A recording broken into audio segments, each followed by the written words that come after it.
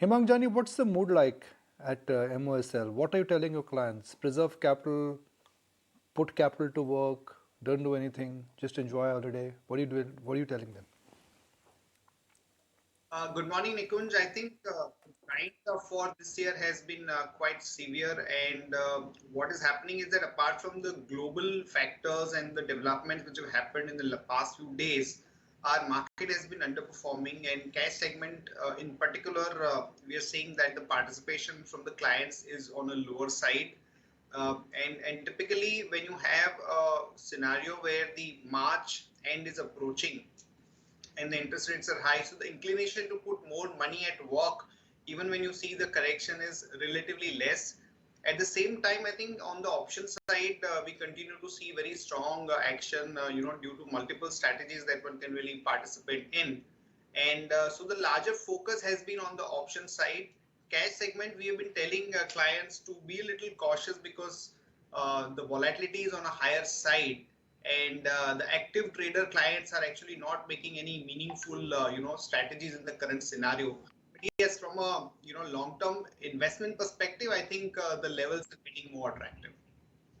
What looks good, cheap, and attractive irrespective of what's happening in the world? So Nikunj, basically there are two, three pockets where we have our positive view. Of course, technology has been one area where we've been liking, and the sector did not participate in a meaningful way. And we do find that Infosys, TCS are the names that we would really want to go into. The recent developments in US about this Silicon Valley Bank, there is some reaction in certain pockets like Coforge or Persistent, which may have a direct or indirect exposure. But we think that the possibility of a larger contingent and the impact on the tech spend looks quite limited, or at least there are early days. So we would definitely go with technology. We do like banks. Bank has been a over-owned pocket, and because of the interest rate hike and slowdown, there is some amount of selling. But at this level, Axis Bank is looking quite compelling to us, and we would definitely have larger allocation towards that. And of course, the broader market continues to present great opportunities. So some of the hotel stocks, Indian Hotel, Lemon Tree, these are the names that we've been liking. Hemang, hi. After morning, let's get in your take then on the media space. There's a lot of uproar, of course, with RRR making history at the Oscars, and then there's been the latest Ranbir Kapoor film that has been released, and then, of course, we're looking at the PVR-Inox, which is coming into fruition. There was a conference call. They're talking about adding 180 to 200 screens per year over the next 2 years. They're going to lead in QSR as well with 1,500 crore worth of revenues. What's your take on how the amalgamation of these multiplex behemoths are likely to change the overall landscape and what it means? Because there's been a solid underperformance in the stock prices. Yeah, so it's ironic that in such a large country, we do not have any meaningful media companies which are actually showing remarkable earnings growth.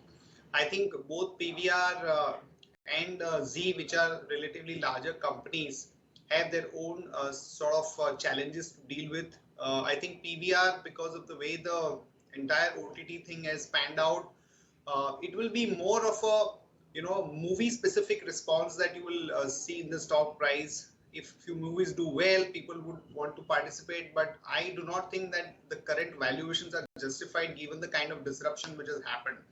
Z, yes, it looks quite compelling, but I think this has been a jinx stock, and you keep hearing some negative news even while the stock has been underperforming. But yes, as a dark horse, as a small allocation stock for somebody who wants to take exposure, I think Z at current price point definitely provides a good entry point. Sure. Two categories of stocks. Category one, stocks which are looking extremely oversold and you play just for the bounce. Second category, Nuresh, stocks where the chart patterns are now indicating that they're nearing the end of the correction. So, see, this is a tough area wherein you want to play the bottoming out. So my style has generally been to look out for relative strength, look out for stocks and sectors which are doing well. Say, for example, bounce back trades are difficult. For example, right now, say, a bounce back trade is United Spirits, which is the stock has corrected 25% and now taking a comeback. So the base has to be formed very well and the risk reward has to be great. The same way there is an Indian energy exchange which has fallen 50% from the top. The base has been made for 6-8 months. So the rule is, once you want to take a major trend change wherein the bottom is done, it implies you go through a phase of 6 to 8 months, 10 months of consolidation. The way we are seeing in a lot of new age companies, so Zomato has gone nowhere for the last 6 to 12 months. Paytm is making a similar consolidation. We saw PB FinTech make that and started making a trend. So that's the place you can go once there has been a long consolidation. Otherwise, bounce back trades can trap you in a lot of cases. So longer the consolidation after the fall, the probability of making money increases, and that is where we are seeing a lot of stocks now. So because we've gone through an 18-month period on Nifty with zero return, and say 18 months zero return on the Nifty, we are 1800 points away from the top, 1800 points away from the bottom of the last 2 years. So, and the broader market has done a much bigger correction. So there are a lot of places where 18 months of consolidation has happened. So I would focus on the second part where consolidation has happened and a major bottom is done, not the bounce back trades. All right, let's in fact put the spotlight then on PVR. They had their first investor call post the merger with Inox Leisure. Find out some of the other key takeaways, and Vinny is here to walk us through just that. Absolutely, PVR held its first con call post the merger with Inox, and let's look at the key takeaways that have come in. First, in terms of the mergers, 12 to 24 months to realize this merger synergies is what the company is highlighting. An annual EBITDA synergy of around 200 to 250 crore rupees is what should be expected. Now, also they will be leading in terms of the QSR with an annual revenue of around 1,500 crores. So keep an eye out on that as well, and they will be focusing on driving the synergies from revenue, wherein food and beverages would be a key contributor as well. Now, the company is planning to add around 180 to 200 screens over the next year or 2 years is what we could see coming in, and out of that, 44% of the new screens will be mainly in metro cities, 38% in T1 cities, and other 17% would be in the T2 cities. Promising lineup across languages is all set up for the big releases in the next 12 months. So that will be working out well for PVR is what the company highlighted. And other than that, they're seeing good growth opportunities in PVR pictures identified and scaling up this business across languages as well. Post this, BofA has maintained a buy rating given a target price of 2,405 rupees per share. So keep an eye out on PVR.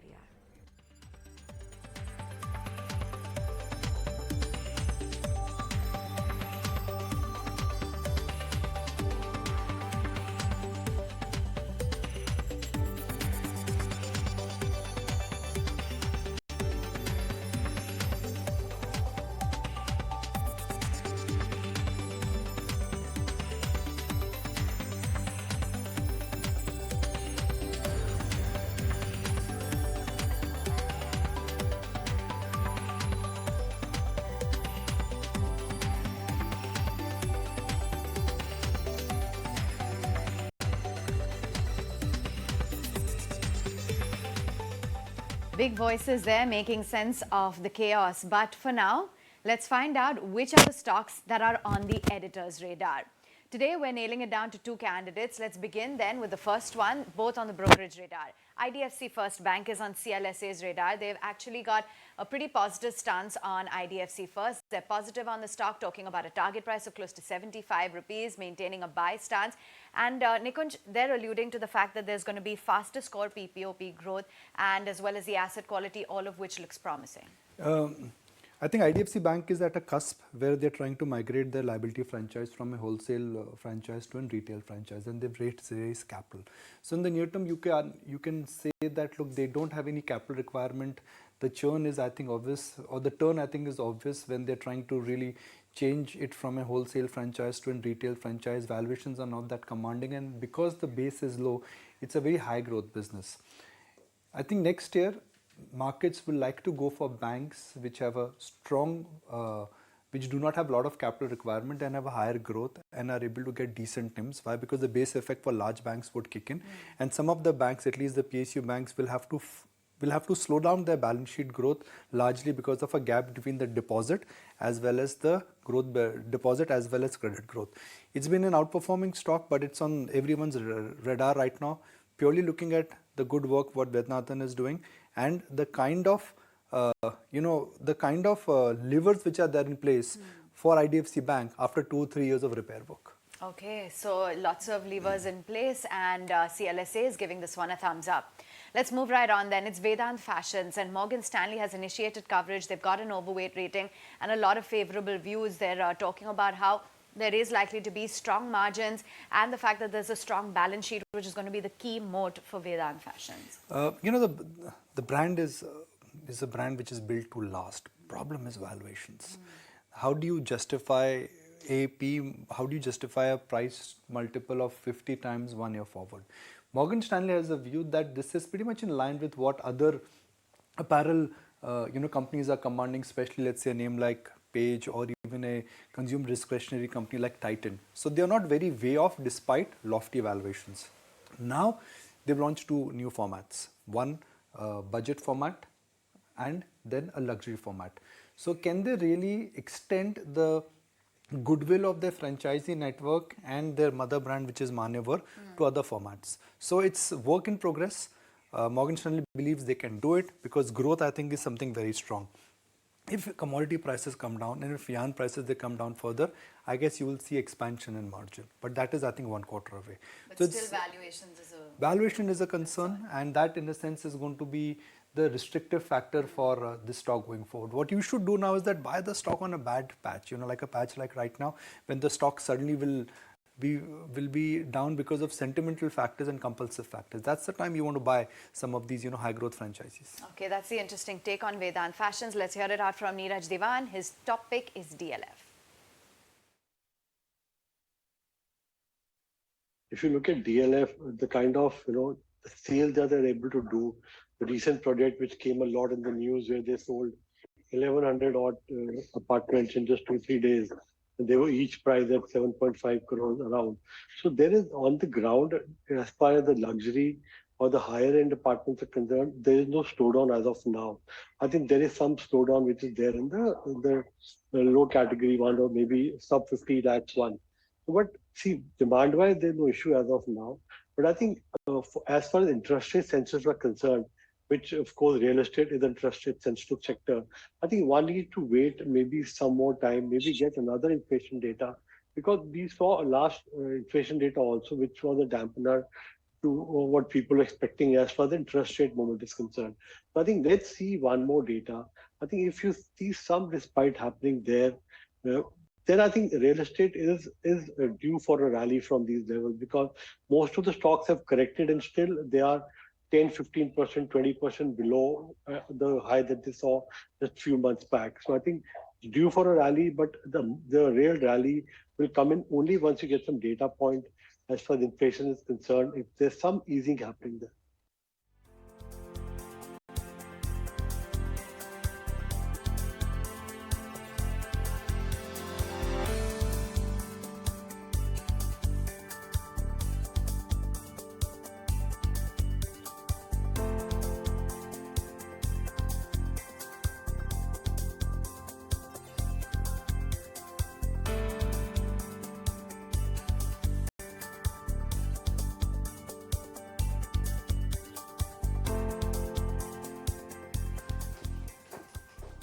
Naresh, what's your sense on IT index per se? Do you think it's now reaching what could be called as an oversold zone? So the opinion I have on the IT index is we need to stop looking at it as an index going forward. One has to start looking at every stock differently. The whole cycle in 2020 to 21 made us believe it will go up across the board. And now we've started seeing that dissonance, which used to be there always in IT. So like, for example, a Persistent Systems went and hit an all-time high. A Wipro, which was the best performer in 2020, is not even 10% higher from the recent lows. Then you have a TCS, which has made one of the largest bounce backs in the large caps, but it was an underperformer before. So we are seeing that happen across the mid cap, small cap. You have a small cap like Sonata Software hitting a new all-time high. There is a KPIT, right? So what we are seeing is every stock is showing a different trend. So one will have to start taking a stock-specific call, because the view is even if the IT index does not bounce back, there could be certain stocks which could be up 20-25%. So, for example, like Tech Mahindra in the large cap space, which could outperform. Uh, in the smaller names, there could be a LTI Mindtree, which could say outperform from here on. But there could be something else which would continue to fall. So the viewers start taking a stock specific call, not an index specific call anymore on the IT index. All right. Meantime, let's also get in a take then as to what the outlook is on some of yesterday's movers on the downside. Bandhan Bank, for instance, shaved off about 5.5%. You had the entire Adani cluster of stocks that were under pressure, Ambuja Cements included, close to 4% off. M&M was in the limelight on the downside, while IGL, along with HDFC Life, was in a bit of a weak spot. Kunal, let's get in a take. Any of these stocks that you're tracking on the charts, Bandhan, IGL, how are they looking?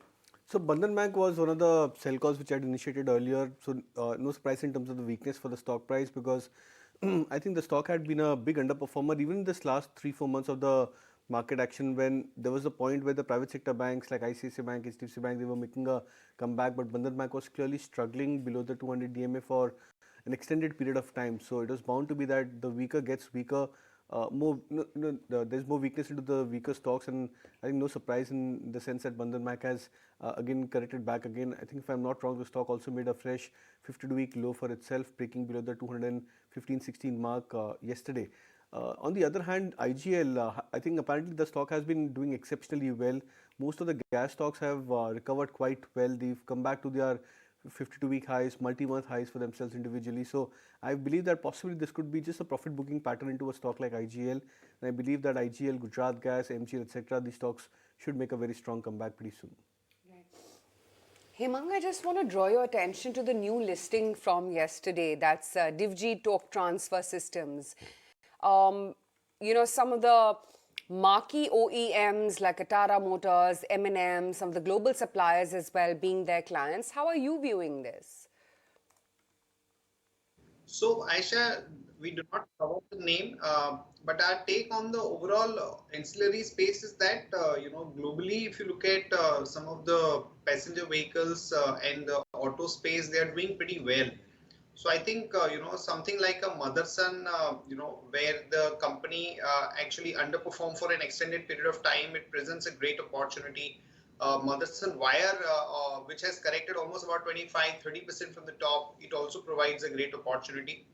And to some extent, I think Bharat Forge also, because we think that, their overall contribution in terms of defense and other areas is now, showing much better comeback. So I think that as a space is definitely looking quite interesting. This new listing, we haven't really looked at it in detail, so I do not have a view on it. Sure. Couple of other active performers from yesterday, and PVR definitely was one such case in point that we of course have discussed already. There's United Spirits as well, which was making a bit of a bounce, held out by about 2%. And then of course from the large caps, there was Bharti, L&T, Innocent Bank and ICICI Bank, which also helped lead the recovery for the markets. Kunal, what happens to banks now at an index level, Nifty Bank? Well, immediately I would believe that there could be a bounce. So I was doing this presentation yesterday, that how the Bank Nifty has closed a major gap, and that could lead to a decent bounce.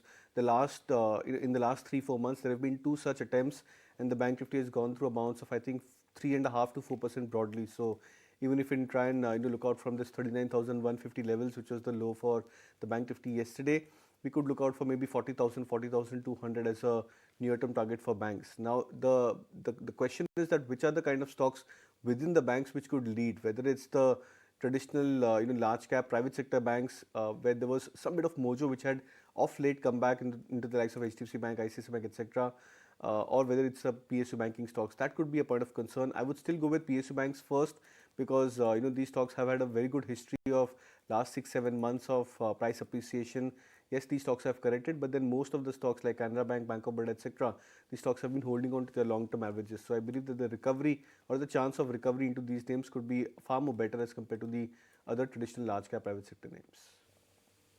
All right. In the meantime, just checking in on some of the stocks that are on the brokerage radar this morning, and Macquarie has got their report out on Dr. Dr. Reddy's. They've got an outperform rating with a 50 to 50 rupee target price. They've raised the EPS estimates as well for FY23 by about 7%. Citi's got Maruti as well on their radar with a buy rating and a 12,500 rupee target price, saying that it's no longer just a small car maker and it's prepping up for the race. Kunal, curious to get in your take on Maruti. Would you concur with these long-term targets of 12,000 plus, and what's the view on DRL? Well, Dr. Reddy, I think, is a stock which is showing a lot of promise, but then somehow the stock has not delivered in the last 5-6 months. There was this phase where Sun Pharma, Cipla were doing exceptionally well. I think in mid 2022, where Sun Pharma crossed about the 1,000 level, Cipla also was comfortably above the 1,000 mark. But I think Dr. Reddy had shown signs of strength at that time, trading about the 4,300 levels, marginally above the 200-day moving average, but no follow through. In fact, for the last 6-7 months, the stock has been moving into an absolutely flat line at this 4,300 mark, maybe plus or minus 150 to 100 points for the stock broadly. So no major trends emerging for Dr. Reddy. Maruti, on the other hand, I believe that the stock has underperformed significantly. In the best of the times when the two-wheeler, four-wheeler stocks, they rallied exceptionally well. Maruti underperformed, did not scale past about the previous life highs of, I think, 999 or 9,999 levels. Even in this last leg of rally that the stock had seen in second half of 2022, the rally fizzled out closer to 9,400, 500 for Maruti.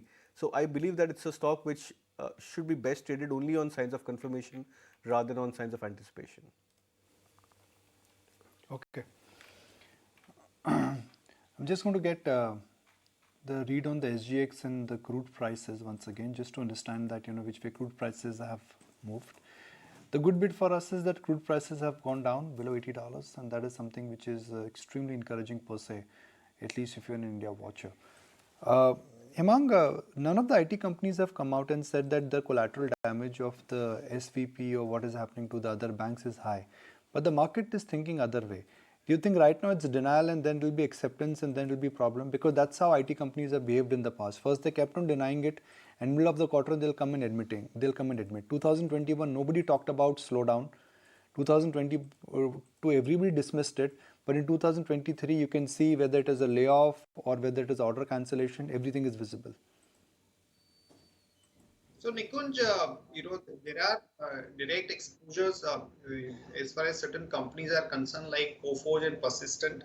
But what we must reckon is that what sort of earning impact these kind of developments could have, and how long this development by itself persist in US, and whether there is any some sort of a contagion. But looks like that this is a small thing, and the earning impact for some of the companies may not be big, particularly for the larger companies. Nikunj, when you look at the situation, though they may have a certain amount of exposure as far as BFSI space is concerned, we do not think we are at a situation where we can say that the impact in terms of earnings could be very significant.